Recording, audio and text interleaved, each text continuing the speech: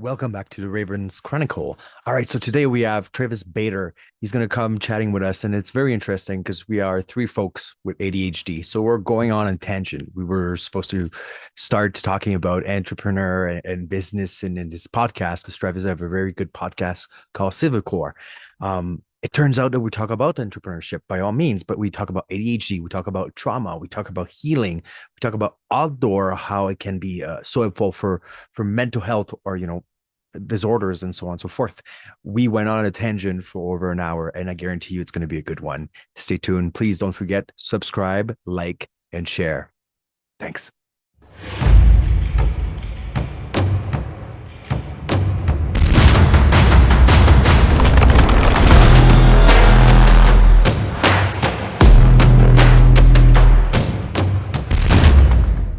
Welcome back to the Ravens Chronicle. Today, it's going to be an interesting one. First thing first, I screw up 4 times before we do this one, and hopefully it's the right take. If not, we're going to just keep on going.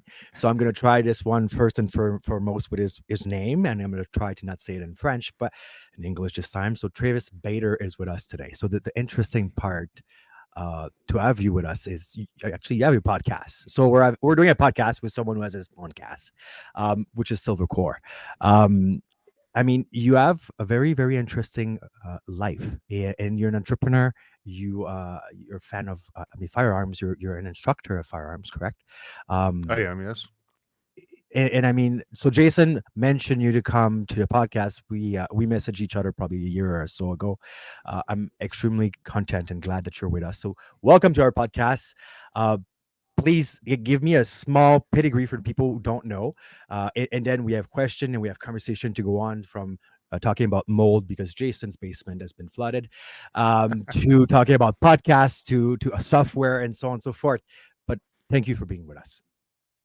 Well, thank you very much for having me. So, asking about a quick pedigree, I've got ADHD. I have a lot of different interests and hobbies, and that can really go off in a tangent in a number of different areas.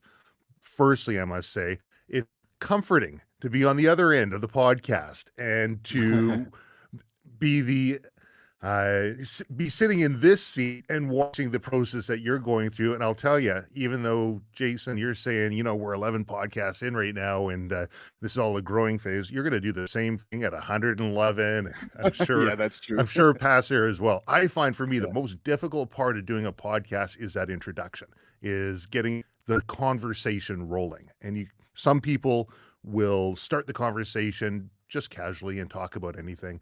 Some people have it something a little bit more formal where they give the background, which is what I do, but I'm always be concerned that I'm setting the tone for the podcast now. And, kudos to you for rolling with that and making it work because that was, I don't know, I'd rank that up there. It's a good podcast intro. Um, Well, it was worth the laugh anyhow.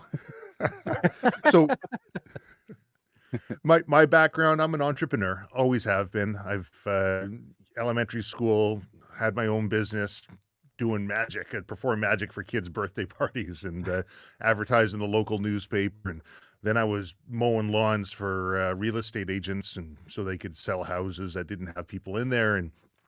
And I've always sort of driven to do my own thing. Never did well in school, that whole ADHD thing, and being in a school system that didn't really know anything about it at the time, and I don't even know if they know a whole ton about it now, uh, made very difficult to progress in a traditional system. But I found a lot of value to being outside and the outdoors and physical skills that other people in my age group and that I knew weren't really doing. But it was something that I found spoke to me. So I looked at a way where I could take my ADHD, lots of interests, my love of the outdoors, being able to uh, be an inventor, be creative, and how can I make that into a business? And so I was in high school, I started Silvercore. I didn't have it named Silvercore really officially at the time. Um, I named it officially Silvercore Gunworks when I got out of high school, started doing gunsmithing and firearms repair and maintenance for the general public, and then started doing it for armored car companies, extended work for law enforcement because they've got their own armors. But if it required special tooling and machinery, then it would come my way. And I expanded on the training side because that was something I really love to do. And all the way down the path, ended up starting my own podcast. And here we are now. So that's a real nail of a bit of background on me. So before we go downstream, I'd like to go upstream first because there's very few people now. And Travis, you and I are, and John are all in the same similar age cohort. I think John's just a little bit younger than me, and I'm a couple of years younger than you. There's not a whole lot of people our age and younger that are dedicated and enthusiastic and passionate about the outdoors. So, what was the spark? When you look back, what was the thing that really got you? Was it the environment? Was it somebody that you mentored under? Was there a person in your life? What got you so deeply involved in the outdoor? And that's a good question. And really, for me, it was not fitting into regular social structures, not fitting into team environments, regular team sport. I was 6'4" when I was in grade 7, and I think my feet were size 13 or 14 at the time. I towered above my teachers since about grade 3. And, playing sports was always, come on, Trav, you're a big guy. You got to be cautious. Watch your size. And mind you, the smaller kids, everyone's like, come on, you got to go get that big guy. There's always that imbalance, right? But it's, I guess, human nature. But I would find I would shy away from those situations in favor of learning how to be self-sufficient, independent, and I really thrive there because there's a quote, and I use it with my staff as well. Anyone I bring on, it's don't tell somebody how to do something. Tell them what you'd like to see accomplished and let them surprise you with the result. I always give them the caveat. Make sure you're not surprising me in a way that's not ethical and that's not legal, right? But if you can get to the end result in a way that works for you, fantastic. And I found I was able to navigate through this thing that we call growing up in life by doing things in a different way, but worked for me. And a big part of that was being outdoors, learning to be self-sufficient. And that was probably the biggest driver for me. I would be curious as well, because you mentioned ADHD. Does it ground you? I mean, like, don't get me wrong, I have ADHD as well. So my brain goes 50 miles, 50 kilometers an hour, or way more, right? But I figure that when I go into nature, it cools down everything else, or it makes it clear, if that makes sense. So when I was in grade 3, I was formally diagnosed with having ADHD. And prior to that, my parents were looking to ship me off because I was too much of a handful. And then the doctor says, maybe you should go and check out. They did prescribe me on Ritalin, and they continually upped the dose of that to a point where the doctor said I was on an experimental program. I was on the highest dosage of Ritalin in the province, according to the doctor. I don't know what he was measuring that all against. Because they could only prescribe up to a certain amount, being a controlled substance. So they had me popping like 8 in the morning and 6 in the afternoon. And oh my gosh. Yeah. And so anyway, so the ADHD thing, I didn't find the medication worked. I didn't like that. By the time I finished up grade 7, I said, I'm not going into high school and taking these meds, and I quit cold turkey. I found that elevated heart rate, headache, it messes with your appetite. I remember going outside. I guess it does something to your pupils because I would go outside after school. It's a bright sunny day, and I'm like, I can't see anything. How are these kids keeping their eyes open? It was only later in life when I realized that maybe it had something to do with the medication.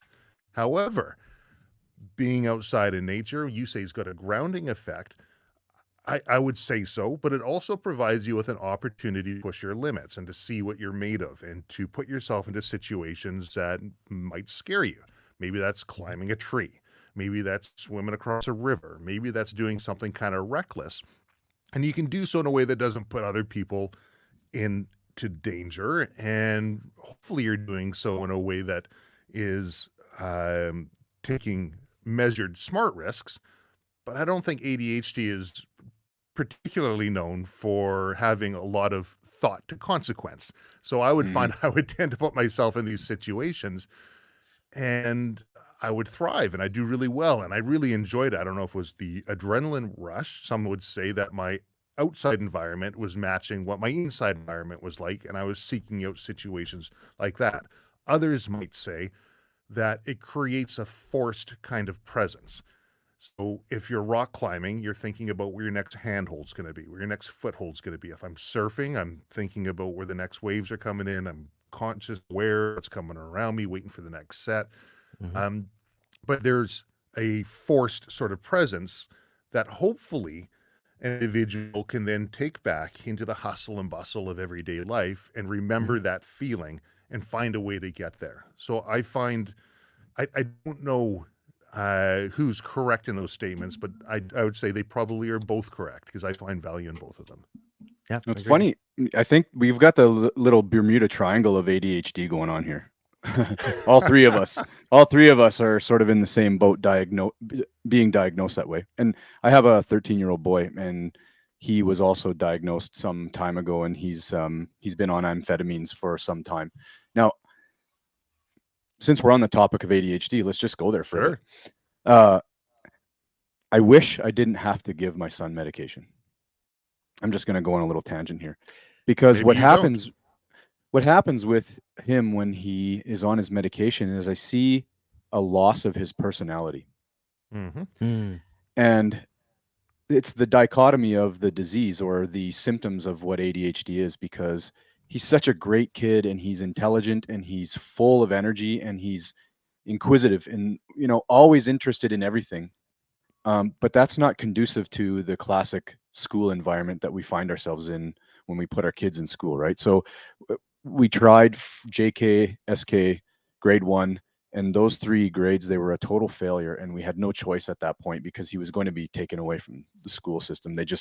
He was so rambunctious and so energetic that he was disruptive. So we had to make the decision to give him medication, and it worked. His grades came up.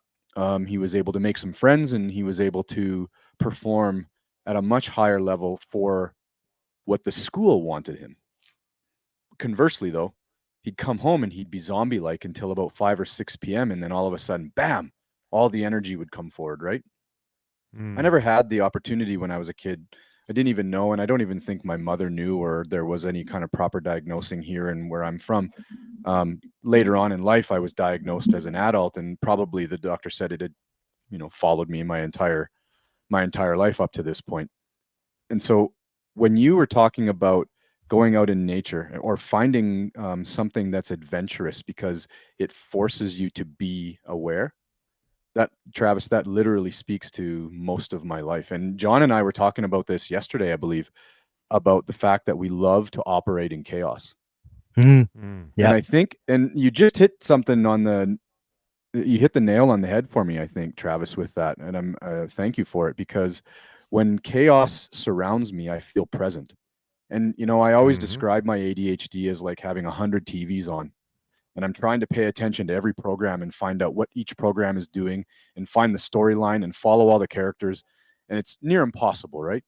Whereas when I'm doing something where it's chaotic, it's like, boom, I just get this narrow field of vision. And suddenly I'm present in the moment and I'm able to operate at a level of peace that brings me joy and really sets me down in the moment. So it's funny that you said that in a different way, because I feel that. And I think John and I, when we were talking, I think that's probably a common thread among everybody who struggles with the symptoms of ADHD. Even as mature adults, when you think that you have control, you say, oh yeah, I'm a mature adult. I do all these things. I have kids. I pay the bills. I have a job.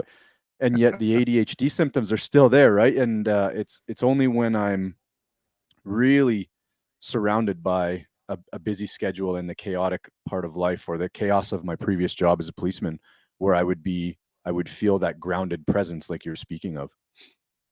See, so I'm gonna follow suit with this because I'm like you. I never had a prescription. I was diagnosed at 34, but my parents' psychologists, who are psychologists, knew that I had ADHD, just didn't want me to be diagnosed. So they got me extremely busy. But in school, I had no issue. So the school aspect, I was so focused and interested in everything as well. So that was fine. It's when it came at night while I would still be studying. Right now, I'm seeing that with my son. My son has been diagnosed. My oldest, who's in grade 1, he is a-okay in class. Like he has a little scream here and there that the teacher's like, this is kind of odd, but he's learning a new French word and then he's screaming the word in the class. So we're like, okay, well, we heard about maybe the spectrum. We heard maybe like, the turrets or whatever that is, but he's still very young to discover anything at that point. But he was on medication for 6 months and he'd be great in school, quiet. He would be sitting and so on and so forth. But he would come home and it's not that he has energy. He's blowing up like, atomic bomb is happening and he is mean. Like the chaos is him. Right. And I love the kid, but there's also respect that has to be there. Right. So, Yep. so we actually stopped the medication because they gave us a second type of dosing and different medication, a longer release. But he would do nightmares. He would wake up at night. Well, he would not Oh, wake up. geez. He would sleepwalking and scream. And he still does it. I mean, my wife went to the bathroom last night after feeding the 20 months old. And she's like, he was in the corner in our walk-in, Oh, just geez. standing, right? Like at 2 o'clock in the morning. And I mean, we told him you cannot do this because if daddy sees you and doesn't know it's you, you might face quite fast the floor. But and she screamed, right? It's just how it is. I find that very, very interesting because I mean, there's so many ways. But what I saw, I've been listening and hearing to people. The thriving in chaos is first thing first. Is quite often with the neurodivergent is also raised into an not understood family, right? Like usually you have at least a parents who are under the neurodivergent probably learn how to deal with it and so on and so forth. So, but you have the other parent who doesn't really understand how to deal with that, like unheard of energy, right? Like bring Yeah. it on. I have like for the next 5 hours, and sometimes there will be rejection from the parent, which makes it that kids are more proponent to develop child PTSD, right? Like traumas, if you wish, right? By rejection, by whatever that is, maybe. So it's extremely interesting because that striving for chaos sometimes is from there, right? By that rejection, like Travis, you said it, right? Like being in team sport. Man, I was playing badminton because I love sport, but I just want to do my thing as well. Like, leave me alone. Right? I want to go get lost in the woods. This is great. Nobody will find me, or I'm gonna do a teepee or whatever the hell maybe. But I didn't want to be part of that type of group. I didn't fit, right? Yeah. And I think as an adult now, I'm over happy to not fit in society, right? But on the same way, as a kid, you want to be fitting, right? You want to be part of. So I think there's kind of pains that is developed or scars under this, and then as an adult, you just embrace it eventually, or you don't at all. I coach some people who are like, I hate this thing, like it's awful, and it's either you hate it or you fully embrace it and you become an entrepreneur because your head is everywhere at the same time. Well, I was just thinking that, Travis, and I was just going to say that to you. Do you think that has led to a lot of your success because your plate is way more full than I think you could or any normal person could consume? Do you attribute that to your ADHD? Well, I'm not normal. And yes, I do. 100% I do. But I mean, there's a lot of topics that were brought up there. And maybe if I work backwards through it and I'm looking at it, because I have to take notes as I go through things. So I'm not, it kind of keeps me in line here. But PTSD, childhood PTSD, CPTSD, complex PTSD, newer terms around 94, 90s, they started talking about complex PTSD, DSM, they had shell shock, right? And the DSM-3 comes out with a PTSD, and then DSM-4, and I think it's a cluster disorder, and I use my air quotes here. Nobody knows what that is. They're trying to figure it out. But what we know now, 20 years from now, we're going to look back and say, oh, it's as bad as calling it shell shock, right? Yeah. Same thing for ADHD, my thinking anyways. And I'm not actually 100% certain, despite having been diagnosed by many different doctors and psychologists of having ADHD, I'm not 100% certain I have it. And I'll explain why.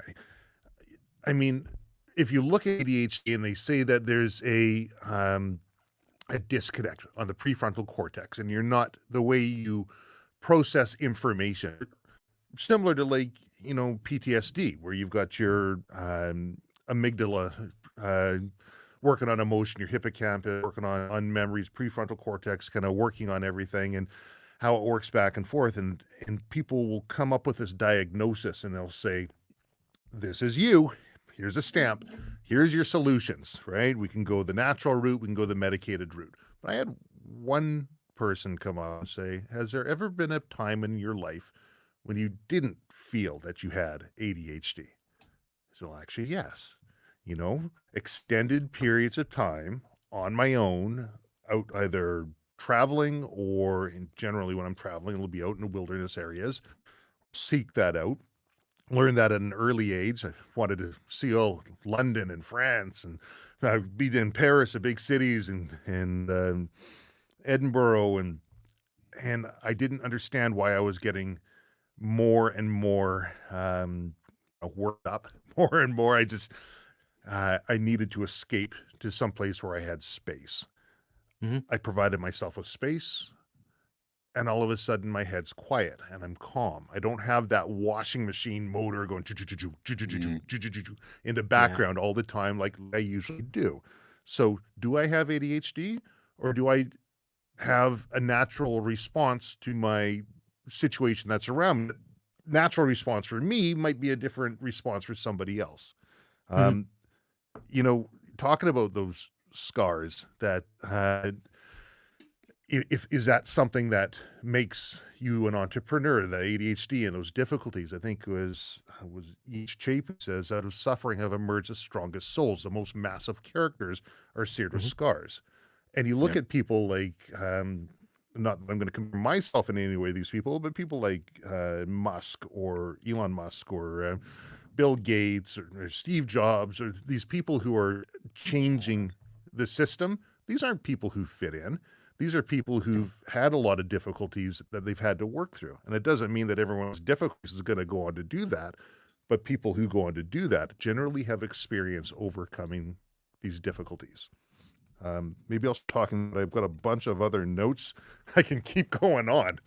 Well, Um, you touched on something that I want to say because I recently was talking with somebody about this. There's a problem with a thing called diagnosis syndrome, mhm. right? That was Where one a of the doctor notes. says, where a doctor says to you, you know, you've got ADHD, or you get an MRI and it shows you've got a debilitating, a degenerative disc in your back. And all of a Mm, sudden that's ever present in your life now. And that's what you think you mhm, define yourself as, right? And mhm, why I said that is because recently, and everybody knows his name now, Dr. Gabor Mate mhm, seems to be a huge proponent in discussing ADHD and what he thinks it is. And then John also mentioned neurodivergence, Mhm. or what that may just be is that some people's operating system is just different, right? mm, You don't necessarily need to label it. I think the neurodivergent term is kind of just pointing to that. Maybe it's just that mm, you have a super active mind. Maybe it's just something the way that who you are, who Travis Bader is somebody who operates a specific way. It doesn't necessarily mean that you have a clinical diagnosis. And the funny thing about psychology is it's subjective. You know, mhm, you can't go and find the chemicals in your brain that give you color or pain or anything. It's just electrical signals firing off. So all of the diagnosis is a spectrum of supposed something. If that's really general, but you know what I mean. Um, Well, it there's considers no a way of really baseline, right? knowing, right? Yeah.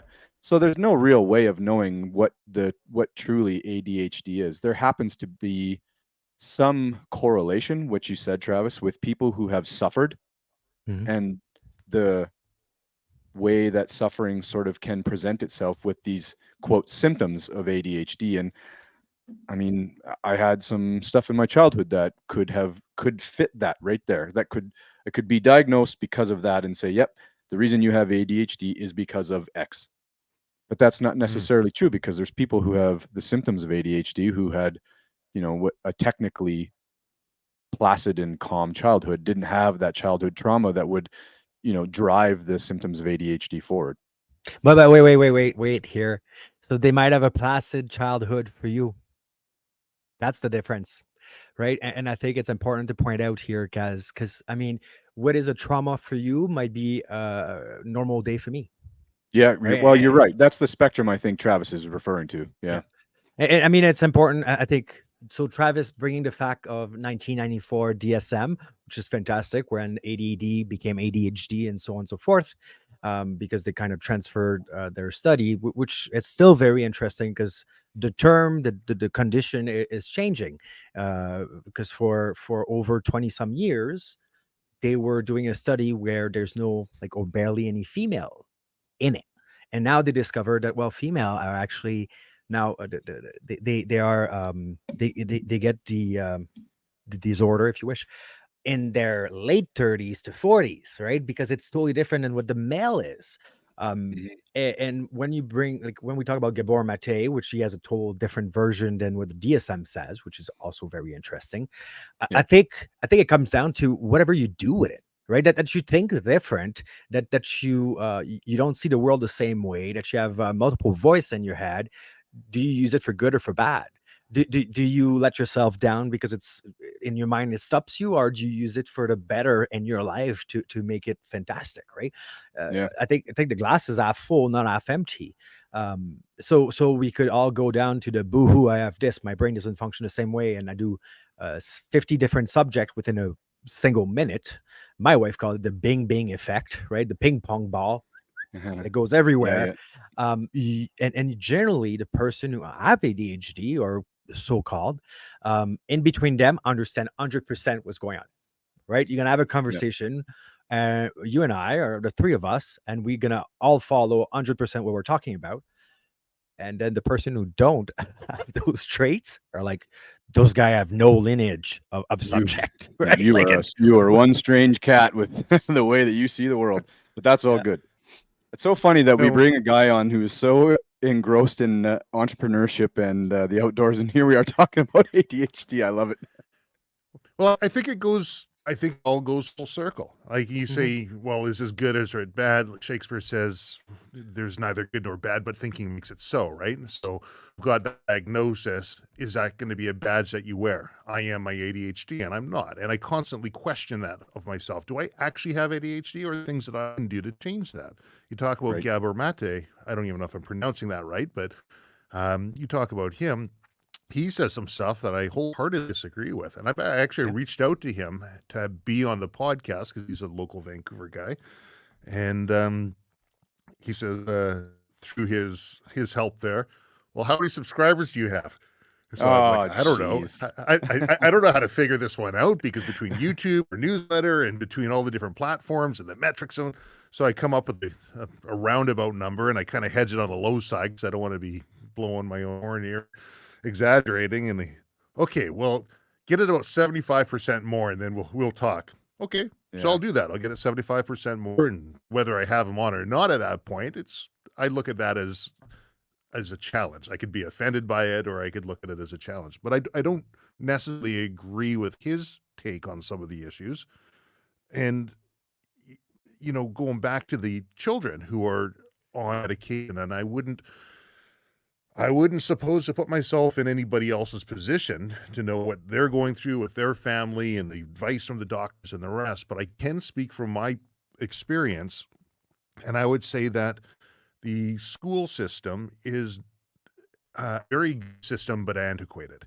It was built back in the day when they needed to have people at a certain standard so Mhm. they can go out, be productive workers, and integrate with society in a way that was socially acceptable, as opposed to just working on the farms with your family and going forward. And we went from this very, um, you know, we had this whole agricultural era where everyone was working on farms. You work hard, you can get yourself a good living and a good life. And then they brought in the steam engine, and it kind of changed everything. So they went to a more educated or intellectual one. Okay, here's a process you got to go through.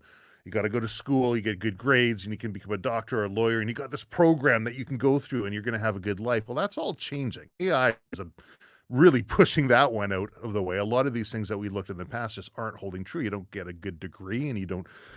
You can get a great degree, doesn't necessarily mean you're going to have a great life afterwards. Yep. So maybe it's time we reanalyze our school system, that we separate people. What, you're 5, so you're in this grade, and you're 10, so you're in this grade. How about you're really good at music, we're going to put you over here, as opposed to, man, you suck at math, we're going to get you a tutor for math to kind of get you up to speed.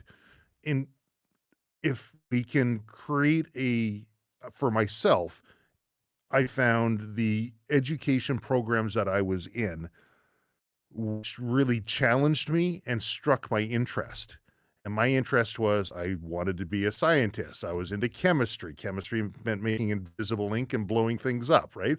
I thought that was cool. I liked computers because I liked the idea of being able to get in, crack into things, that passwords that other people couldn't. I learned how to pick locks at grade 4, and I had a lot of focus and time and energy for these things that were a little bit on the fun side. And when you're 6'4" in grade 7 and interested in this kind of stuff, probably raising alarm bells for the schools. But I didn't lack focus. I didn't lack attention. Man, I'd be up all night working on these things. So maybe for me, instead of being medicated, having a program in place that spoke to the areas of interest that I had and found to develop that in a way that's going to be positive and productive. It just requires a hell of a lot more work for the parents and for the school. And maybe the resources aren't there to be able to dedicate that much. Yeah, I think you're onto something. It just may be, Travis, like you said, it just may be that those people who think a certain way just don't fit into the John D. Rockefeller industrial education program, right? We don't need to all be factory workers. We don't need to all be doctors. We don't need to all get the training requirements that education can provide for certain things. And I can see my kids, all 3 of my children are different. Every single one of them has a different superpower, if you will. My oldest is he is like me. He's really into the outdoors, loves to hunt, got his first whitetail buck this year. He's, through the moon or over the moon excited. My daughter, she's an incredible artist already. At 7, she's just obsessed. She spends all day doing artwork. And then my little guy, he's just a train wreck. He's just a wrecker, but he loves to build, and he can sit, and he has almost an eidetic memory. Even at 5 years old, we can't trick him. He remembers everything. But all 3 of them are doing the exact same program at school, and it does not cater to their strengths. What it does is it provides an education at the mean, right? So their powers, their things that they really adore, are chopped off at the top and the bottom, and they have to operate within the mean so that everybody gets the same thing. And you can imagine how difficult it would be, based on this system, for a teacher to try and cater and program the classrooms in such a way to allow every child to shine based on what they're good at. It would be a real challenge. Oh, definitely would be. Yeah. But you've seen us, so like in the last 5 years, there's a huge raise into homeschooling. And I mean, my wife was a teacher in Ontario, and she left, and she's like, basically you can do a full day of teaching within 2 hours. Yeah. And you're done. Right. So, and so that shows you right there that not that there's a lot of waste of time. This is not it. But when you say we have to cater to 30 some kids, right? Because now on top of it, we have a specialist in each class, which they don't used to have, right? It used to be one teacher for 30 some kids at that point. I think it's because we were scared of the teacher, but that's different. Could have been, yeah. But if you can do that full day in 2 hours, that means that there's a humongous flexibility that has to be put throughout. For Johnny who get up and scream, that would be my son, or you know what I mean, like for XYZ reason. Now the question that I have, because I looked at that homeschooling, is should I bring my kid home? Actually bring him home and then let's go outside. Let's come with me. We're gonna go walk a good full hour in the woods. We're gonna do, I don't know, snowshoeing. We're gonna go, like, name it, right? We can visit and so on. Or, but now he doesn't have the social aspect. And after seeing what COVID did to a bunch of people, as human, we need that social aspect other than your parents, right? Because I can tell you that the 5 years old, and you have a 5 years old, mine doesn't know what to say. He wants to have friends, and there's two little kids who just moved beside the next house, and he's just standing in front, looking at them like, I want to be part of you guys, but I don't know what to say, right? Mm. So there's positive and negative in both ends. I think the question is which one you want to end up with. I don't know necessarily you have to pick one or the other. I think homeschooling is probably a mistake for most people because most people don't have the resources or background to be professional educators with their children.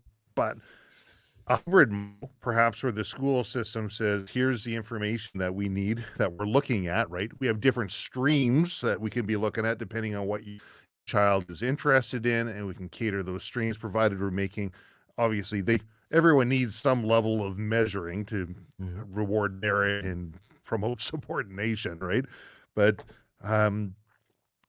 essentially a hybrid model where the parents can do some homeschooling kids, provide them information in a way that they feel would be in their kids' best interest, and maybe having a market of professional educators out there which are like contract instructors. Hey, this person's really good at teaching piano and my kid's really interested. Maybe the school system can provide X amount of money over for this individual to teach them. I think a different approach as we move forward definitely needed. I don't think homeschool alone is a smart way. I also don't think that our current school systems, the way they are working for the majority of people. It's just a processing plant. Yeah. If our goal is to get people to a certain level and be as productive as possible, I think there does need to be a paradigm shift.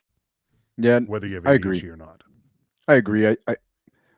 The kids get at school, and here in our school system, they get maybe 45 minutes of outside time through the 7-hour school day. And Travis, you can speak to this too. Outdoors for children is, like, for my children anyways, and for most of the kids that I know, when you say let's go outside and play, they light up.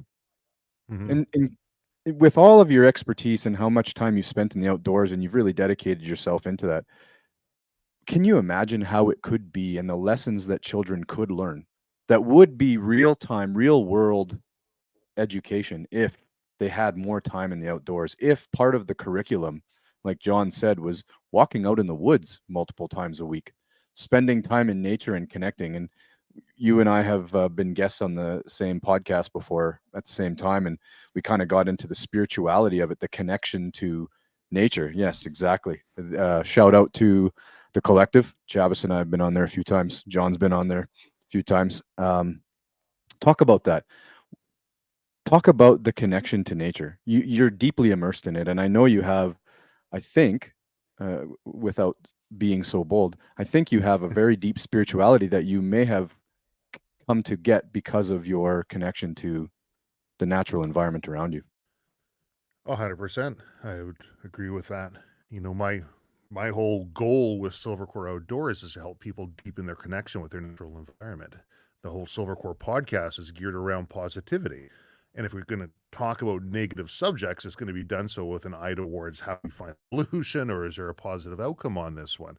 I think people need that and we crave it. And we are a species that is drawn towards drama, and we are negatively biased out of just pure survival mechanisms and curiosity and comparison. Hey, at least I'm not like that person on the side of the road over there. Everyone's rubbernecking as they look by at a car accident, or I'm not doing too great, but at least I'm doing better than that other person. And I find being outdoors provides you with a bit more of a wider spectrum to, I guess, to level you, because as much as, you know, we're not we are all a part of this thing all around us, right? You and I, we're all connected. We're connected to nature. We're connected to each other. We're sharing this moment here right now.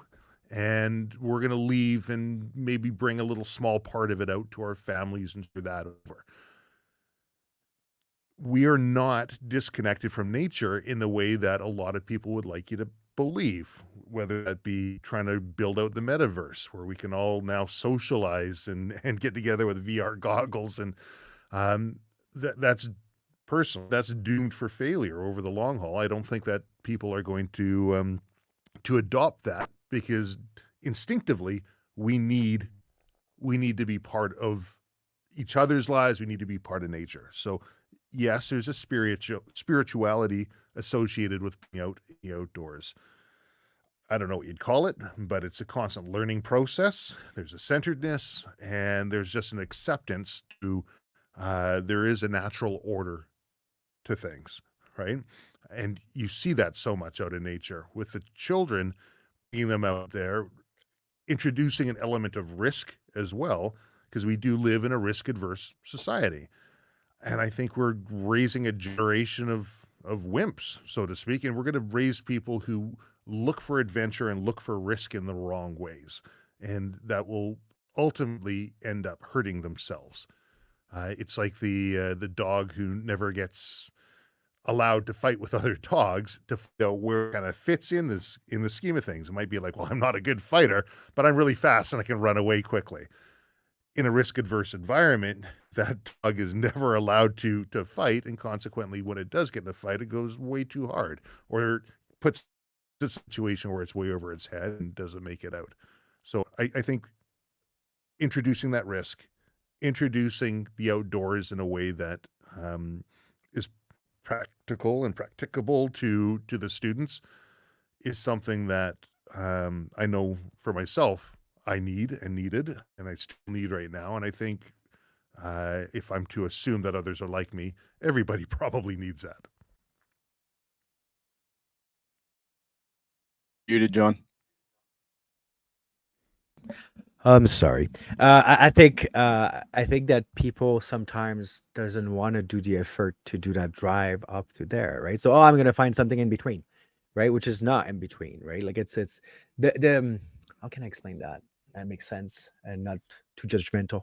The easiest answer, right? I guess it's the easiest way, because I could tell you, like, I want to go hike a mountain, but the mountain is 45 minutes, and then I'm gonna find any reasons possible, right? Because we all have that comfort voice, right? I want to stay in the most comfort zone, to not grow, to not expand my mind, to not become someone better than who I am right now.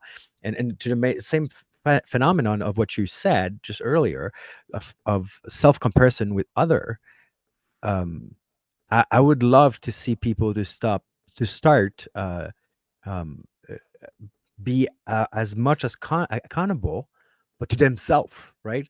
Stop looking at to others and comparing yourself to others, and become the most accountable to you, right? So Mhm. so you and I think we, as a society, we would grow immensely, right? If you want to see like where you are, well, this is where you are right now.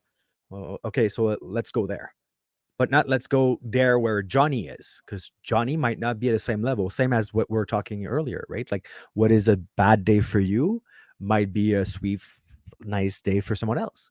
Um, so yeah, so there's difference there, and I did the Bing Bing effect all over again. Well, That's how you okay. compare yourself, I think, is important, because I think it's important to have role models and people that you can look Mhm. up to and say, man, person got it sorted out, at least in this one category.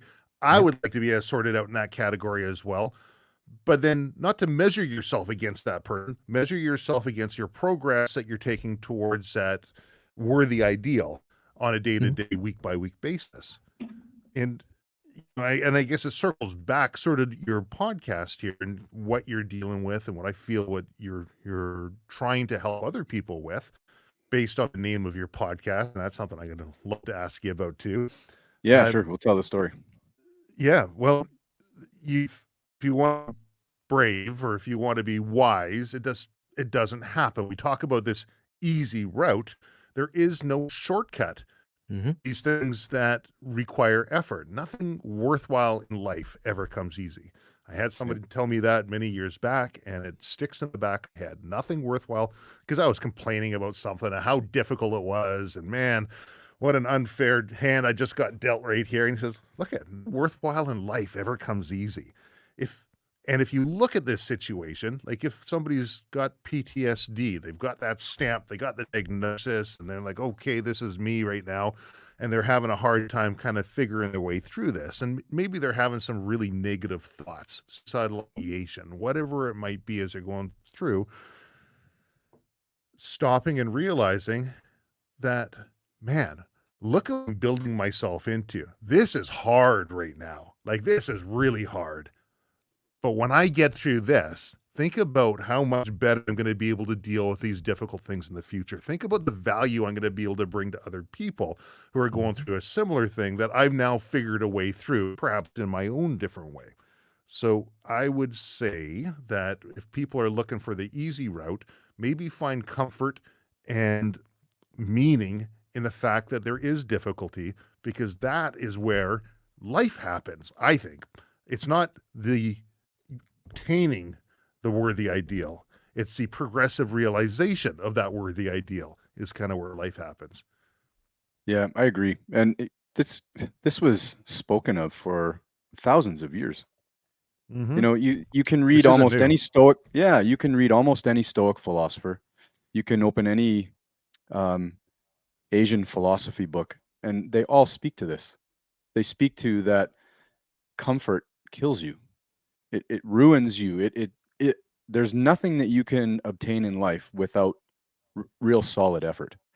And so you see in the society that we have today, you said something that's funny, and I wrote it down. Well, at least I'm a little better off than that guy. And better than is just destroying everybody, right? All you need to do is just be better than someone instead of being the best that you can be. So we have this better than program that everybody kind of adheres to. And, you know, you, like you said, you point to somebody, well, at least I'm better off than they are. At least I don't have it as bad as them, right? And you can just better than yourself into the commonplace, the couch, the Netflix and chill every single day, because you're still better than someone, right? At least I'm not as bad off as that guy. And I think better than can destroy dreams. Yes. I think. So, sorry, go on. No, go, Travis, go. I'm gonna now. I lost my train of thought myself, so I was going to talk, but it's gone.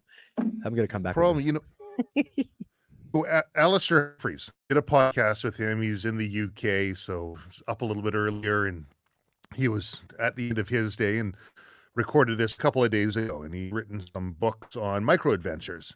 And this is a guy who's rode across the Atlantic. He's ridden his bicycle across the world. Took 4 years, 45 to go across the Atlantic. Walked across Iceland. Walked across India. Like, he's done some pretty big, epic things. And I think a lot of times, to your point, Jon, when people say, "Oh man, that's too much work to get out there," maybe they'll look at a term that he coined called micro adventures. And he says, you know, I'm finding these things. I can have similar adventures. Maybe I don't get that heart-rushing trepidation prior to embarking in a rowboat across the Atlantic, but I get all the other things that I get out of an adventure. I can get it all in my backyard. I can connect with nature.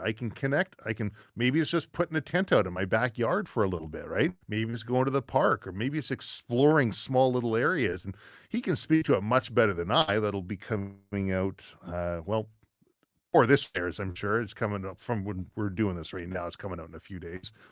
Yep. But people don't need to do something seriously epic to get outside.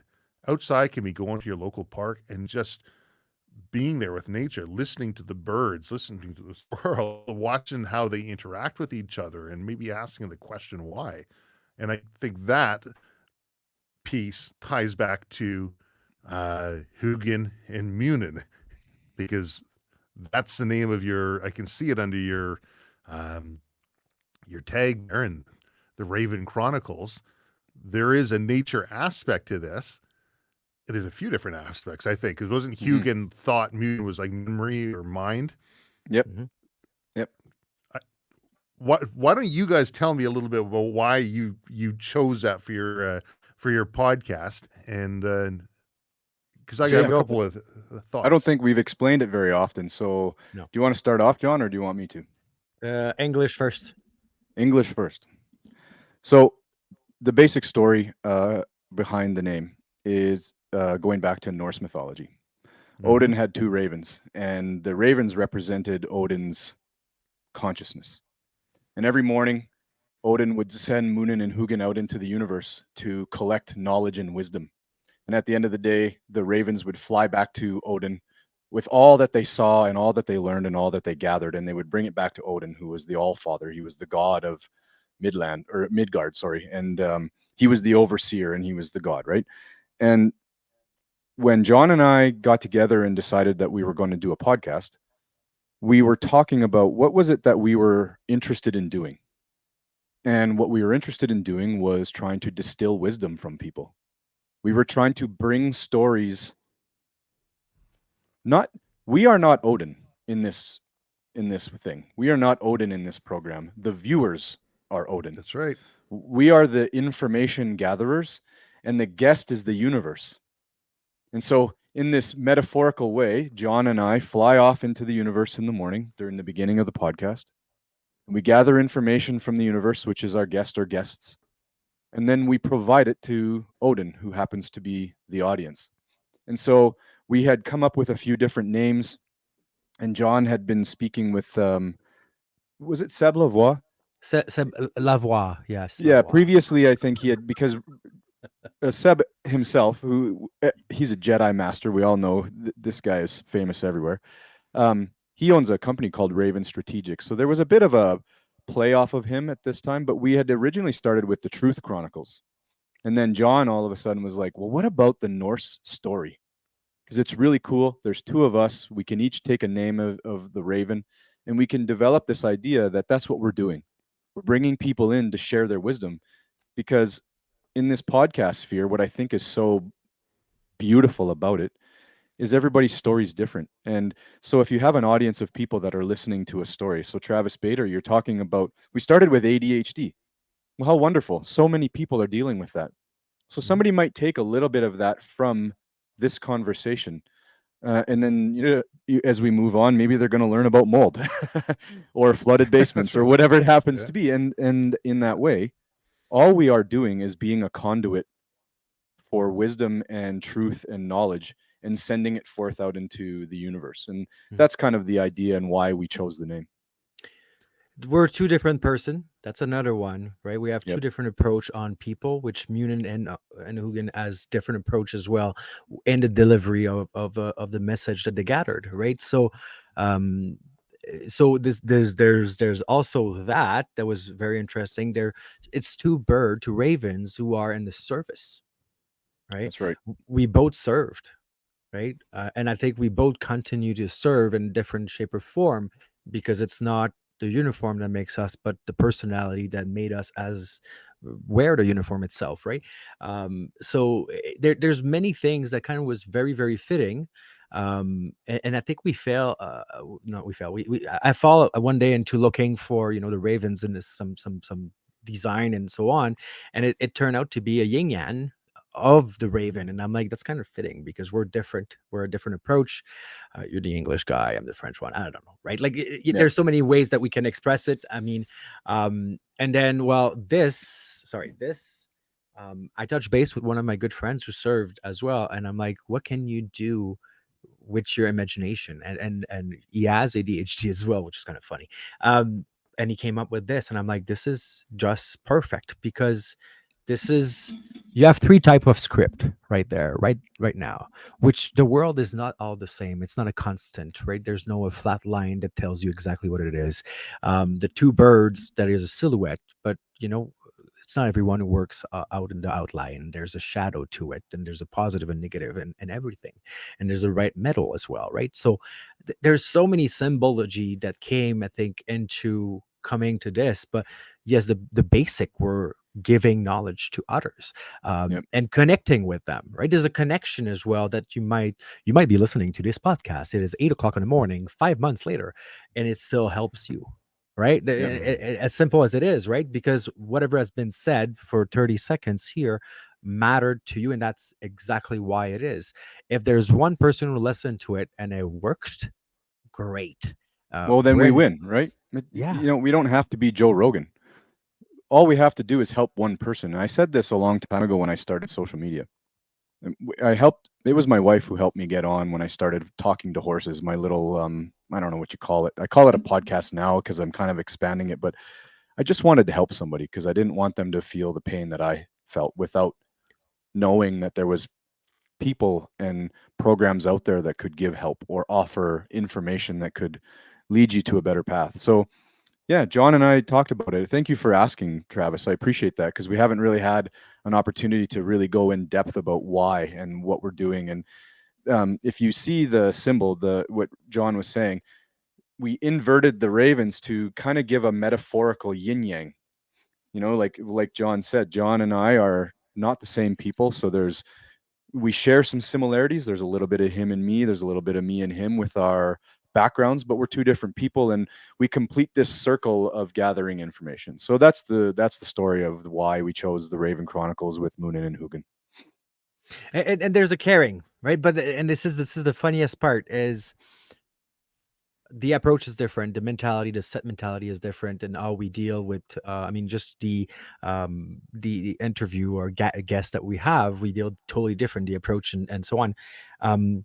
But again, there's something that is connected because as you can see, they're facing each other, where I will give you a good example. The last one that we recorded, both of us found the same feeling into what was said, and we were talking about ayahuasca, mother ayahuasca, and you can see both of us tearing down because we see hope in the message that is carrying.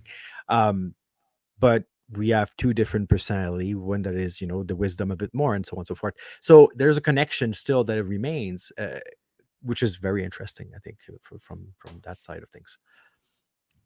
Now let me ask you, Travis, what has podcasting taught you? Oh, sorry, I think I may have interrupted you. I apologize. It's okay. I was just going to say, so Huginn, you're the wise one, are you? You're the thinker. Well, I suppose that's what everybody tells me. So, in humility, I will wear that hat. Do you know why Odin made Huginn and Muninn? Nope. I don't remember that part of the story. No, I have dipped my toes in Norse mythology, but I don't have a deep understanding of it. So back in the day, apparently, Norse would bring ravens with them on their boats, and when they were well out at sea and didn't know where land was, they'd let a raven go because the raven won't land on the water, and if they see it take off in a direction, all they have to do is follow it because it's got literally a bird's eye view of where some land could be, and so it's going to have the ability to see further than what they could see. So Odin, if I remember correctly, had a couple of wolves that he created because he was walking the earth and he got all lonely. Yep. And he had Jerry and Ricky were his two wolves, and but they weren't necessarily the best hunters, and oftentimes are going hunting or going hungry. And so Odin created Muninn and Huginn to go up in the air and be the eyes and find food and help them. And in fact, I think they were probably just playing off the fact that very often you'll see, I mean, you guys know as hunters, you'll see ravens on wolves. And there's a study that was done that says that, an adult wolf can take basically animals smaller than a moose all on its own. And there's no need for them to hunt in packs, save for the fact that these ravens will come in and basically eat a third of what they have. So I think people associated the wolves and the ravens all together. I thought that was a pretty interesting choice for your podcast based on what Muninn and Huginn do, because now he's got these ravens that can go out, and Odin sent them forth to the 9 realms to go check things out for him. And one day they ended up some wormhole or portal or something, ended up in this area that they never saw, and luckily Huginn was able to ask all the right questions and do all the thinking, and Muninn was able to remember everything and came back and told Odin about it. He says, okay, you guys are going to be my eyes, go and do this for me on the daily basis so I can in turn make everybody around me better. I can be a more well-informed God as the All-Father and inform others. So I really kind of neat symbolism, as well as the interconnectedness between the wolves, ravens, which teach essentially teamwork between everyone. And it's got that whole hunting aspect too. Society And I can too. talk about ravens. Yes, exactly. Oh, well, that, yeah, we could talk about ravens. You're an outdoorsman, so you see them everywhere, and they're, in particular, on our farm, there's always ravens around, and the language that they speak is so complex that they're making more noises and more sounds than I can understand. They click and they talk and they chirp and they squeal gesture. and yeah. Well, I mean, I don't pay enough attention to the physical movement of their bodies. I see them and I'm busy, but it's the noise they make. Their ability to communicate and problem solve and to think deeper than all of the things around them. They're a highly intelligent animal. You know, people used to split their tongue because they said it can make them talk. And then they learned, hey, we don't actually have to split their tongue. You can train a raven to talk in the same way that a parrot can talk. It can mimic a sound. I don't think I've heard all of the vocalizations that a raven could do, because every once in a while I hear a new one. I'm like, holy crow. I think one researcher found 116 vocalizations. Wow. I haven't heard that many. Well, they speak better than some people do. if I'm being honest. Yeah, but I'll use them hunting too. Yeah, you guys probably do the same thing. They're incredible animals. There's also fables. There's multiple fables about ravens, right? One being, and I heard that one when I was a kid, it was about narcissistic people, right? Because the raven was actually the most beautiful bird with all the colors in the world. That's how God would have made the bird. And was so self-centered and tripping everyone else around that he's that beautiful, intelligent bird that God turned it into black. And under the sun, if you look at a raven, you see every colors, right? The reflection of the black sees every colors, which is the original color of the bird that it used to be. I mean, there's, and personally, I like this, right? Because it's another version, right? It's another version of what it is, but it remains it's one of the most brilliant birds, right? That family of the raven as one of the most brilliant birds in it. I think they rival the wolf in their intelligence in the wild. Oh, I think they might actually exceed the wolf. Yeah, they may. I'm only saying that on anecdotal evidence because I'm out in the forest a lot. But when you see them, if you ever see a raven perch near you, like I've been in tree stands before, and a raven will perch itself, 50, 100 feet away, and it'll sit there and look at you, and you see it turning its head and examining you. And you got to wonder, what the heck are they doing? And then they'll make a noise that, like you said, Travis, they'll make a noise that a vocalization you've never heard before. And all of a sudden there's another raven.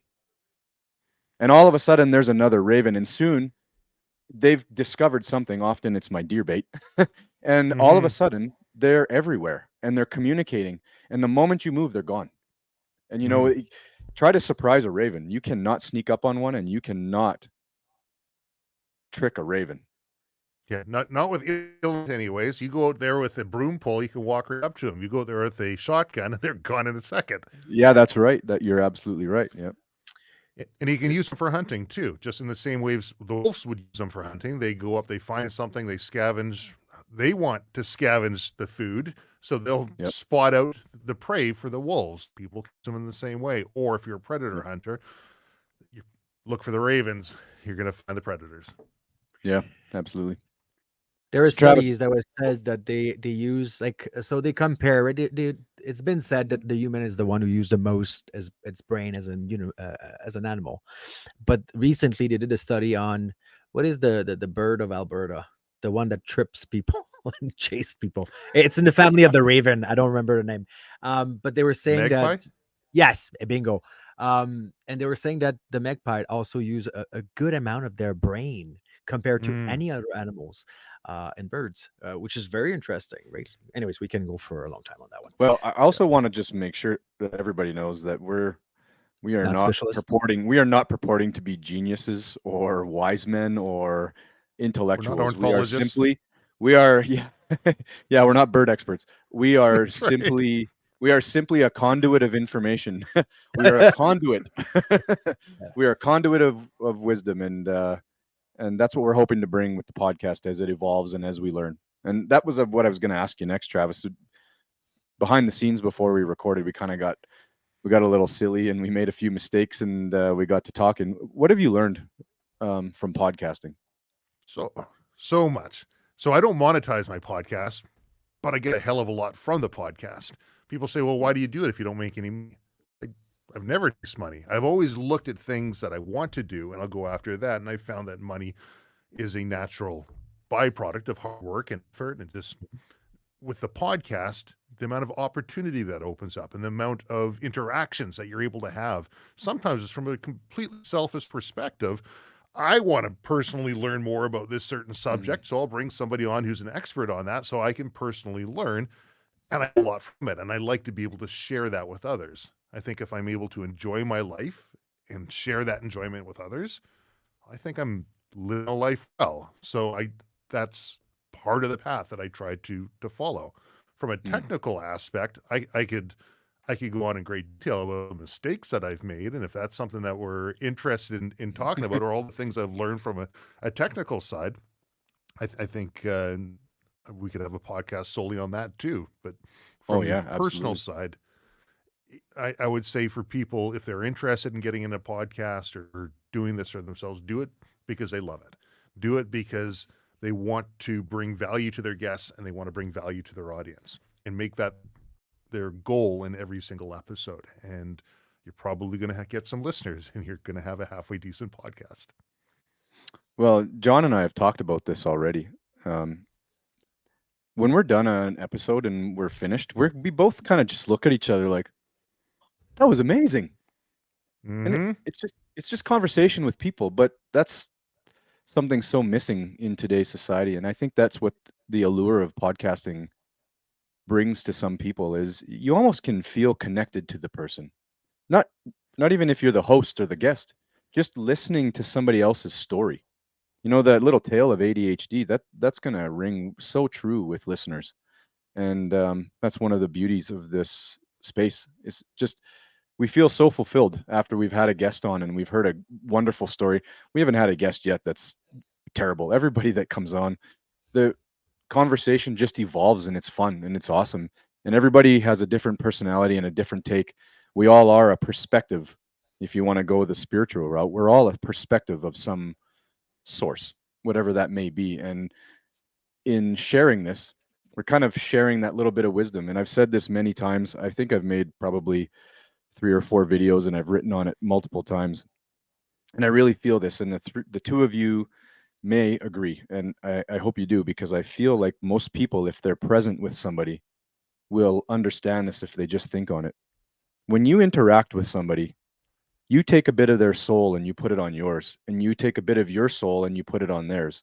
And in that way, you're creating a more beautiful soul. And I think that at the heart of what podcasting is sharing in this energy, this beautiful thing that is human beings. And what's the most beautiful thing about human beings is when they come together and commune. So there you go. That's my love story on podcasting. You're totally wrong. So I'm gonna say that at first. I want to say that you're wrong. You're okay. So wrong. No, I'm kidding. But I think it has to fill your cup first, and that what Travis said is totally right. Yeah. If it fulfill you by doing this, a part of you, then it's great. And then by trifecta, or by side effect, if you help other people at the same time, great, right? Because they're just conversation, right? Like we said, we're not professional of anything or everything at the same time, but a life of experience like shared to others. It's like your people who surround you in your life. People that you usually keep in your life is because they bring you something as well. It's a trade, right? Like I'm learning from you. This is why we're in the same life. We're sharing a part of our life right now as friends and so on. is I'm learning from what you are, which is different to who I am. And the same as from Travis. I mean, he's coming tonight, and I've watched your shows before. I've watched you on show. I listened to your show as well. And because there's stuff that I have no idea, but I'm curious as hell. So I'm gonna listen about it and learn a part of it, right? So it's a giving and sharing as well. Absolutely. Speaking of that, your episode with the butcher, that one's my favorite. That, oh man, I was so captivated by that one. And I'll tell you something, Travis. I just went and got 100 pounds of beef tallow from a butcher, and I'm gonna make my own beef tallow. Yeah. So there you Awesome. go. Yeah. So that episode was, he has terrible internet connection. I think he had 2 megabytes a second up and maxed out at 5. Yep. And I was sweating butts filming and recording that one, because I would hear 3 words and I'd have 30 seconds of dead air, then 3 words and 30 seconds of dead air. And if there's one thing that people with ADHD are good at, is when you mentioned earlier about being able to listen to all of these conversations, I'm willing to bet that a person doesn't even have to finish talking and you already know what they're getting at, right? Because you can watch their verbal, their nonverbal, their paraverbal. But man, is it difficult when the whole screen freezes for 30 seconds and all of a sudden you got 3 words. I was able to make that one work in the end, because we stint when we were able to just converse. And I said, I'm going to edit this part out, but if I go dead, you keep talking. And I'll say, Right. I'm glad you like that episode, because that was a lot of work to make that one happen, given the, the situation. It was definitely worth it. So is people one of your commodities? In what respect? I say that because some people have a chip on their shoulder and they say they don't like people. But for me, people is my thing. It's why I got into policing. It's what I found as the most beautiful part of my job was the people. And so when I say commodity, I'm not trying to commoditize or say that there's a transaction that should go on between everybody, although there is in some regard. In a selfish and selfless way, everything is seemingly transactional, but you are always immersed with people. You're either podcasting or with Silvercore Outdoors and with your firearms instruction, you're always around people. You've got to obviously love people. So what I mean is that your commodity? Is that the thing that you love? Is that what draws you to all of this in the end? Is that the most upstream when you go? Is that what it is? So what you see me as being is being around people, as perhaps as a commodity, because that's when I'm on the podcast, that's what's seen. If I'm teaching a course, that's what's seen. Individuals, one-on-one king, I find I can connect quite well. When you're talking about imprinting and all the rest, obviously we have to find the right people that we want to imprint on, because there can be negative imprinting, and that's way more important to cull negativity than it is to seek for positivity. They've done studies on, they've empirically said getting rid of negativity out of your life is drastically more important than always trying to do positivity. Yeah. But in groups, and I mean like large groups, like going down to SHOT Show in Vegas, I'll go down for the first day prior to it opening and go to the range and get to shoot all the stuff, get invited on a media pass. That's a lot of fun. That's great. That's about the extent my ability to be in groups of people, even if they're all the greatest people. I find that I need a little bit of peace around me. Some people, which is interesting, doing a podcast with a few people actually. There's a show called Meat Eater. Some of the listeners have probably heard of it. I've done podcasts with a few of the Meat Eater crew, and we talk either on air or off air about being introverted or extroverted. And by and large, the majority of these public-facing Instagram, TV, podcast, all the rest people are all introverts, insofar as they don't find that being around people rejuvenates them. Rather, being in large groups takes energy. They get value from it, but takes energy. And I find I would probably find myself in that exact same category. One-on-one, one-on-two, yeah, that rejuvenates me. Big group situation, let me out of here, right? It's not my scene. So interesting question about people as a commodity. Um, However, I've always really like if I'm in a group situation, I'm usually the guy at the front of the classroom. So it's a different sort of a dynamic. I don't find myself generally in a group situation where I'm not the person who's taking some sort of a lead or a role to guide the group in a way that will allow me to learn or interact in a way that'll bring everybody else the best of me. I'm Okay. going to have to 100% agree on you, and I'm going to read something because I just wrote something about that. And it says, "At times I am the most alone when I am the most surrounded. Solitude is not my prison. The energy of the masses is." And I wrote that as a quote when I write all the time. So Mm-hmm. Travis, 100% on par with that. I think that big crowds tend to devolve into a chaos that it's not the type of chaos that I enjoy, but Mm-hmm. intimate conversation and being with people that are sort of vibrating the same way as you. And without sounding too woo woo about that, people that are vibing with you, that you feel their presence is positive energy, man, that's my shtick, man. That's my jam. That's what I want to do. And I may have lost you guys here. I'm not sure what's going No, on. It's you're okay. up. Okay, good. Yeah. Anyhow, yeah, So just to the question clarify, is, what I meant oh, by that was is people what you love? Is that one of the driving factors in why you do what you do? I didn't mean it as like you're using people to get what you want. I don't consider you a narcissist in any way. It's just that, it's people that are, for me, the reason why. And I think John, I'm going to put words in his mouth. I think John feels the same. It's people that we love and we want to serve people and we love to hear their stories. So people is our thing. It's our commodity.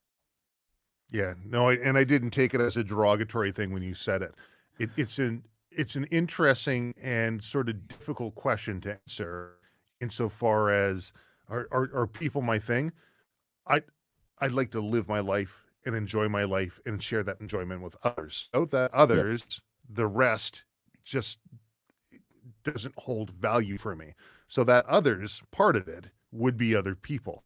However, um, I still have that side of me has a difficult time in large groups Mm, and around people. And there's also going to be a closeness. I find time and time again, I had a mentor of mine, and he says, "Trav, I've tried to help you, I've tried to teach you, and I've realized it's just ingrained in you. You want to be able to help people, you want to do things, assist people. So because he would always say, the goodwill, your goodwill will be taken advantage of by people of ill will. So yep. you're going to find people of ill will. If you're a people pleaser or a person who wants to be of service to others, you're going to find a lot of the wrong people, maybe wearing masks, who are attracted to you. You've got to be pretty damn good at being either able to suss who the people are that you can help or provide help in such a way where it's not going to uh, be used against you by other Yeah. people's will.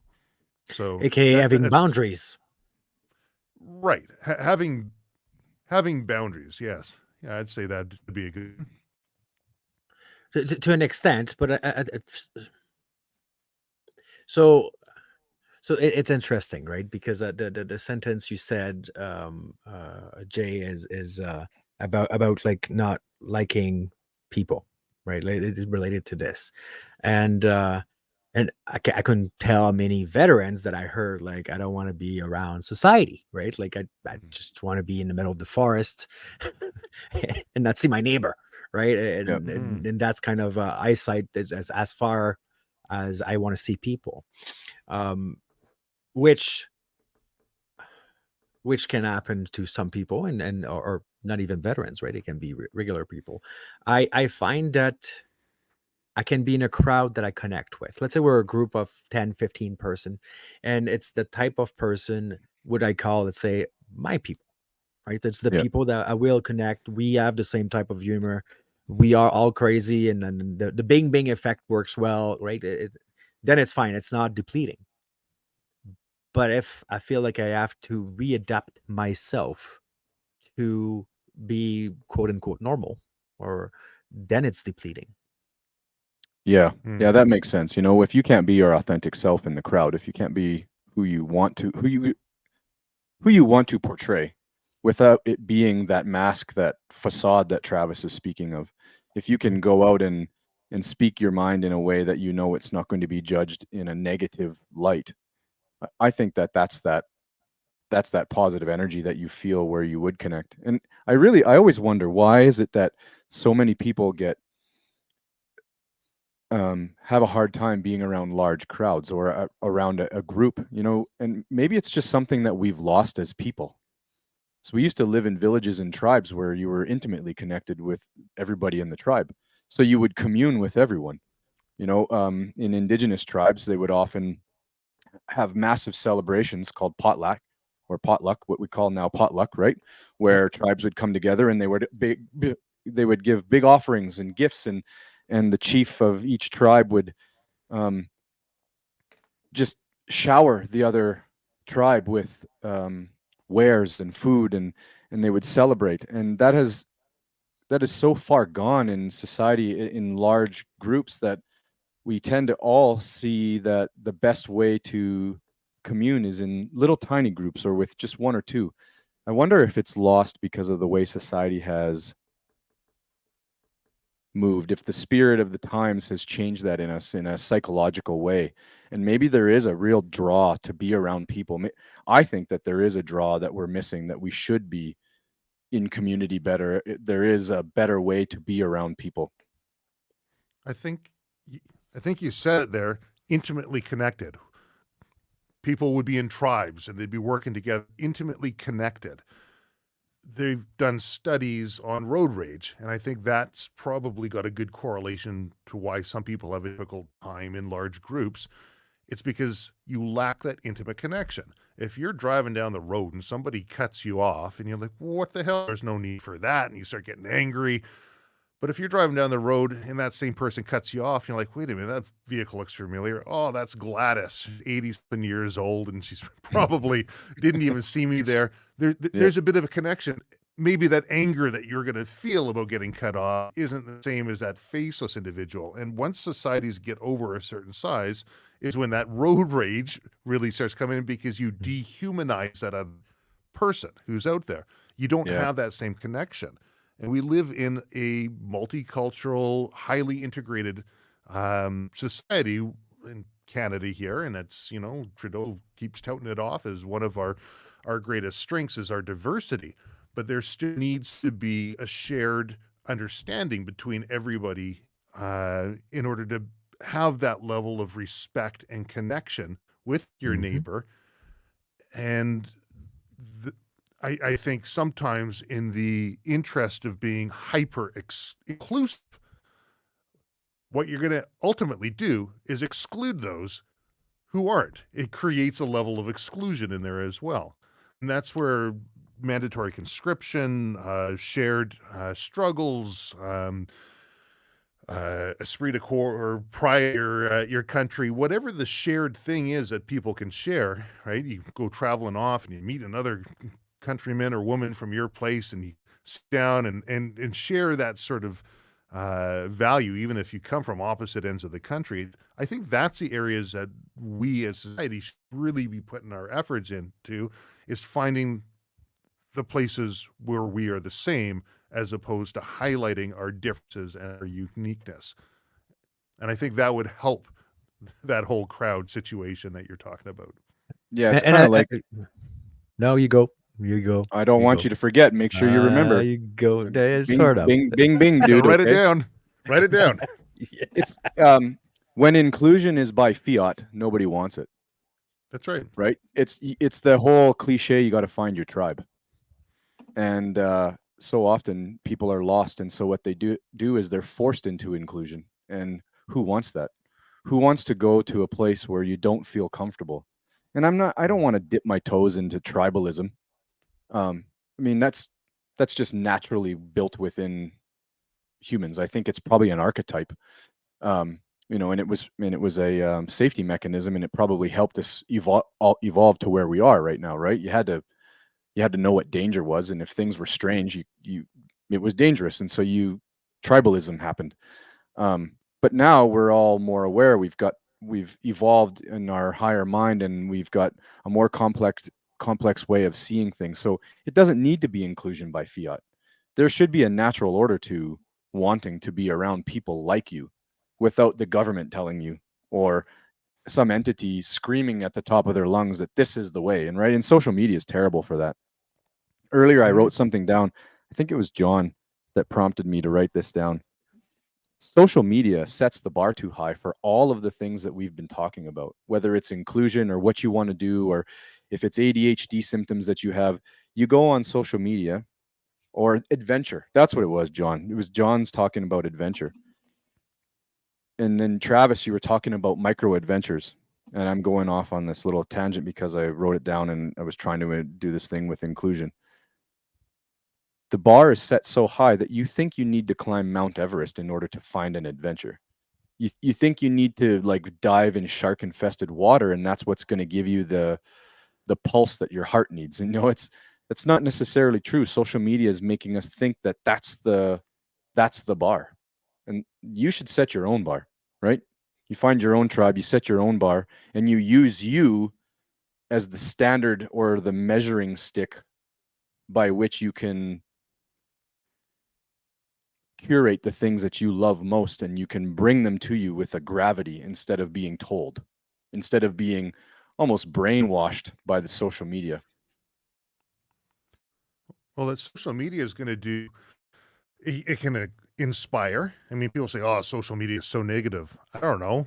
Like, I'm not on social media that much, but you look at my feed, I have a bunch of Calvin and Hobbes comic strips that come up as my suggested stuff in Instagram. I mean, I enjoy reading Calvin Hobbes. Is it negative? I don't think so. But if I'm putting time and energy towards looking at negative things, which is easy enough to do, yeah, you're going to have a pretty negative feed. You look at these adventures and you say, sets the bar so high.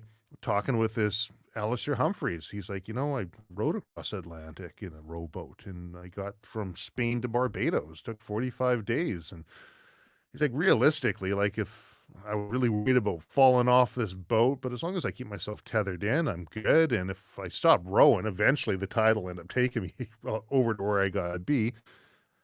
I thought I'd be different when I rode my bicycle across the world, but I got back home and, it was kind of the same. And all these adventures that I had while I was out on the road, people saying, like, similar to me, when I was 19, I was traveling around Europe, and I find all the time people would say, oh, you got a story to tell. You got a backpack on. I want to hear your story. Can I buy you dinner, right? I want to practice English by talking to you. Do you have a place to stay? Like, I never find that when I'm over here in Vancouver. However, when we talk about these micro adventures and the bar, maybe we don't have to summit Everest to have these connections, to have these feelings of accomplishment. Maybe we just have to change our perspective on what we're doing, because there's no reason why I can't have those exact same interactions. Because there's one thing that he said. He says, I was really worried about the bike ride across the world because I, figured I'd get mugged and killed and all the stories I hear. But I got out, and all over the world, I found that people are all the same, having the same friendly encounters and having the same sort of interactions. And that really put his mind at ease. We can still have these adventures here. We just have to change how we look at it. It can have that impact on ourselves. 100% agree. That resonate a lot, but it also link back to what Damien told us the last episode, right? When he was going into Peru to do ayahuasca, the guy's like, he carried his trauma for 20 some years, and he's like, I flew into Peru and then took like Latin air, where he's like, the wing seems to be rifled true of bullets and there's tapes on it and so on, right? And then he's like, well, I was in Bosnia, so they bring us on a road and it's a crappy road, and then a second crappy road, and you're like, there's bombs on this shit. I'm gonna get jumped or whatever that is. And he's like, on the return, where after going through all the process, he's like, I was just a white guy in South America. Simple, right? And he's not wrong. If you do what you're supposed to do, life do well, usually, right? the thing I wanted to say earlier, and it's from Sebastian Junger, who's a journalist, American journalist, war journalist. He brought up the fact, and he gave the example of tribes. I mean, he wrote the book Tribe by all means. He wrote Freedom, which is awesome as well. But he compared the North America, the American PTSD found in the military, which is in the 25%, right, roughly, of the people who serve, which is kind of pretty high when you think it's 1 out of 4, and they have 360,000 soldier at the moment. But then they compared to Israel, who has 1.6%. And I'm going to relate to what Travis said earlier, right? They're forced to join. Like you have a subscription there, and they come back home to a society who knows what they've been through, and that changed the entire thing. Do we live in small cliques? Yes, 100%. And I'm sure, Jay, you've seen it as a cop. I mean, people don't even go knock at their neighbor and say, "Hey, buds, your music is very loud," right? Or they call the cops on purpose to create an awful situation where it would have took 2 minutes. Hey, I'm your neighbor, right? Like, just put it down, right? I've seen scene where people have weddings and the neighbor calls, so the cops go break up the wedding, right? It's just pure mean. And like, why would you do that? Like, how you call that in English? I heard the expression before. Who pissed in your cereal? Right, literally, right, like to make your day so awful. And there is miserable people by all means, right? But on the same way, we're in a society where you don't know your neighbor. You should speak to your neighbor. And why is that? When I moved here in Alberta, I brought a bottle of wine to the neighbor, right, and say, "I'm John, I'm moving here. If there's anything, this is my number, call me," whatever that is. Then I realized he was a Hells Angel supporter and I'm a cop. Right? I'm like, okay, well, that's a bit different, right? Well, but hopefully you enjoyed the wine. he moved away, but but it didn't matter that he was a HA supporter. I'm a neighbor. I'm gonna have a good relationship with my neighbor, and it's a basic thing to do. So if there's a small emergency, or if I want a cup of milk, I can go knock there, right? But it seems that it's been gone, and I think, Travis, you're right, right? We bring so many different type of cultures somehow, and there's nothing wrong with this because it brings food, it brings different different stories, different like views on the world and so on. But in the same way, we need to all be on the same line where we need to be responsible, respectful, and understanding. Which sometimes disappear. Yeah, It's interesting that you talk about the PTSD for 20. You say 25% North America and 1.3% Israel. Is that what you said? Canada is at 18%. US is in the beginning of the 20%. Yes, and that's most likely what they said is it raised immensely since Afghanistan, because when they look into North Korea war, and I'm missing one. There's another one in the 70s. Vietnam.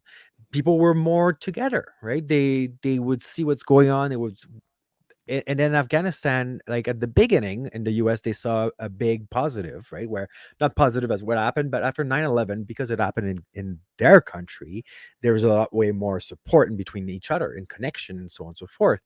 But then it dissipated quite fast. And I mean, you talk to vets, which is another aspect where you can look. That happened in Canada, and I received a bunch of phone from veterans at that point when it happens. When US removed themselves from Afghanistan, I can't tell if Canada had a team there still, but when they removed themselves and they took over, Veterans Affairs Canada started to call any vets who've been to Afghanistan and say, "How do you feel about what's going on right now?" Which trigger a bunch of people, right? Like, they've been overseas, they lost friends, they've seen awful things, and then you're saying everything you've done is gone. What do you think about it, right? Like, and there's a disconnection there too, right? Like, this is another part of the social aspect where if we would be better at socializing, we would understand that type of communication is wrong, right? As same as the kid who say, if he sees a cop, "Have you killed someone?" Right? Like, you don't ask that, right? It's just how it is. It's an honest question from a kid, right? And it is. The more that, and it's like the child who wakes up in the middle of the night and is screaming but is medicated a day. Maybe putting a boiling water in a pot and trying to put a lid on that, at some point it's going to come out. I think the more that we look at society and say, well, you shouldn't ask a cop that, well, maybe, and I know you didn't mean it that way, but looking at the where the situation might be as, well, that's probably a pretty natural question or thing for somebody to be experiencing based on their background, their life experience, their sort of mental makeup. Because the more I think that people can accept the fact that whatever the mental health might be, whether that's ADHD, whether that's PTSD, if we can determine that there's a difference in the uptick either of reporting or of actual incidents of these things in different countries based on essentially your perception of what it is that's happening to you, man, doesn't that give you a hell of a lot of power to be able to help heal yourself? Because if people are looking, you come back to the Vietnam War and there's, look at these people, they pulled out, they're baby killers, and they're seeing a lot of documented incidences of PTSD within Vietnam War vets, probably because they're coming back to a society which doesn't to be supporting them in their efforts. They're like, geez, I thought I was doing something good. I was working my butt off, put in horrible situations, but for the greater good. And I come back and people supporting it, and that'll eat at a person. If somebody comes back from Afghanistan and they'll start finding themselves gravitating around other people with shared experiences, which may or may not be the most healthy thing for them at this time. If they're in a society that can recognize that perhaps what you're going through right now is a perfectly natural response, even just like getting bruised if you get hit, these emotions that you're feeling, and the less that we try to bottle them up and put a lid on it, it's going to come out in a way that maybe we don't expect, right? Yeah. And if we can accept that it's natural, sort of like Viktor Frankl, his Man's Search for Meaning, that book, his famous quote, "The one thing you can't take from me is the way I choose to respond to what you do to me. The last of life's great freedoms is one ability to choose their own attitude in any given circumstance." If we can just harness that and hold on to that and realize that we choose our attitude and we can make those course corrections, well, that's a pretty damn powerful thing. I agree. Guys, I want to get to one last thing, and I hate to cut off the conversation, but we're at 1:37. And I'm telling you right now, we could probably go for 4 hours. That's just the way conversations get, and this one has really flowed. I'm honored that it's been so awesome, Travis. So thank you. But before we got started, I had this little incident where my basement flooded, and you said, I've got a mold story, and I emphasized that in my notes here. So tell us your mold story before we have to finally wrap it up here. What a way to end the story. What a way to end the podcast, eh? Mold story. Watch out for mold. It's got some pretty it does some crazy things that you might not know. So I never looked at mold as a dangerous thing. I grew up with casting bullets and lead, and everyone talks about lead and how terrible that is. I've played with mercury all the time as a kid, which might explain a thing or two. But everyone says, oh, you can't touch mercury. That says it'll kill you. No, it doesn't. You can play with liquid theory. Maybe mercury salts. It's something different. But my wife and I, first house, we moved out. It was a little rental house, and had no idea prior to us there was a grow op in there. Ended up totally breaking out in mold, and I'm like, whatever, it's mold. I'll get some bleach, I'll get some vinegar, I'll give it a wipe down. Then it breaks out again. I'm like, what the hell's going on, right? And ended up covering the underside of the bed, the back of the couch, like just getting, had to throw out all of this stuff. I was suffering some, I was like, why am I having a hard time breathing? I ended up getting a double pneumonia. I was at the forest fires up in Kamloops at the time, and I thought it was because of all the smoke up there that I was breathing like that, and came down to a doctor's office trying to buy liquid nitrogen, and this doctor comes in, and he the big waiting room full of people. He said, okay, you're next, come on in. I'm like, I'm not even your patient here, right? He said, nope, you're coming in next. I want to see you. I guess just by the way I was breathing. Sent me to the hospital and get checked out and x-rays and all the rest. Anyways, had to move out the next day. labs come in, they check it out. Aspergillus, Stachybotrys carturum, like toxic black mold, a few different types in there. So learned a little bit about mold. Next renters come in, they had the same problem. They ended up reaching out to us. The Fraser Valley Health Authority was involved. When you move out, they say, hey, problem gone. Anyways, I get a phone call from the newspaper a couple years later. Some guy died in there because of the mold and had some of an interaction with the police out front.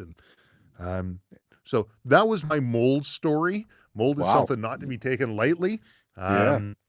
Yeah, so you had your flooding there. Luckily, you've got a concrete basement. You don't have a bunch of organic material that's going to be bring mold. But dehumidifiers and fans, and yeah, sounds like you got your eye on that one. Well, thank you for thank you for that. Now I'm going to be in fear all night. No, I'm just kidding. That's right. Travis, it's been awesome, man. I'm truly honored that you were able to join us. Quickly before we end, where can people find you? Silvercore Podcast. Go to silvercore.ca. We've got a club. We've got members all across the world, a lot in Canada and throughout North America, but all over the world. Any YouTube or any podcast provider, Silvercore Podcast. Awesome. John? Thank you so much. It's been over a pleasure. Honestly, fantastic. And I mean, we're going to have you again because we have 2 more hours to fill up for another episode, right? So yeah, that's right. Yeah. Thank you very much, Thanks so Travis. much for having me on here. Really appreciate it. It's been an awesome night. All right. Peace.